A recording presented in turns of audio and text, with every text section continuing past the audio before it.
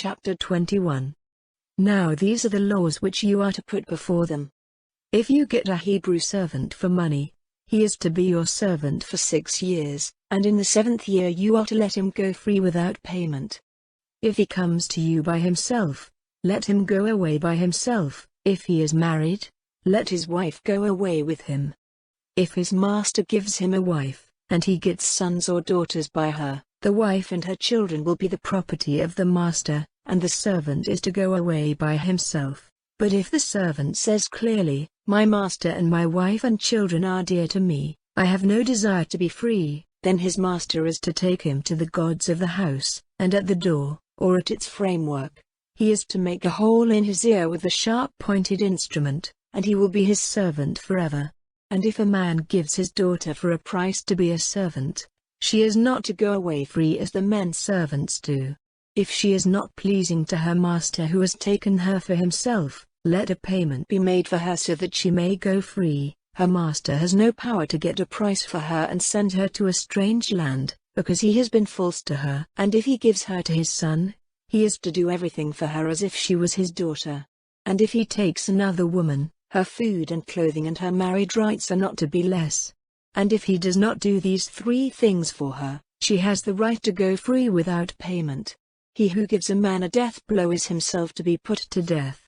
But if he had no evil purpose against him, and God gave him into his hand, I will give you a place to which he may go in flight. But if a man makes an attack on his neighbor on purpose, to put him to death by deceit, you are to take him from my altar and put him to death.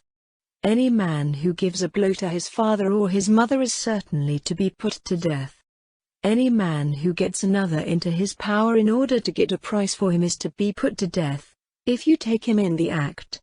Any man cursing his father or his mother is to be put to death. If, in a fight, one man gives another a blow with a stone, or with a shut hand, not causing his death, but making him keep in bed, if he is able to get up again and go about with a stick, the other will be let off, only he will have to give him payment for the loss of his time, and see that he is cared for till he is well. If a man gives his manservant or his womanservant blows with a rod, causing death, he is certainly to undergo punishment.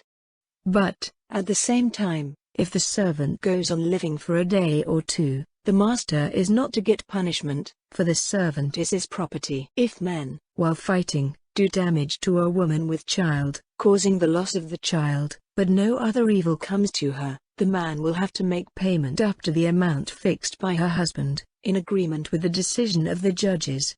But if damage comes to her, let life be given in payment for life, eye for eye, tooth for tooth, hand for hand, foot for foot, burning for burning, wound for wound, blow for blow. If a man gives his manservant or his womanservant a blow in the eye, causing its destruction, he is to let him go free on account of the damage to his eye. Or if the loss of a tooth is caused by his blow, he will let him go free on account of his tooth. If an ox comes to be the cause of death to a man or a woman, the ox is to be stoned, and its flesh may not be used for food, but the owner will not be judged responsible.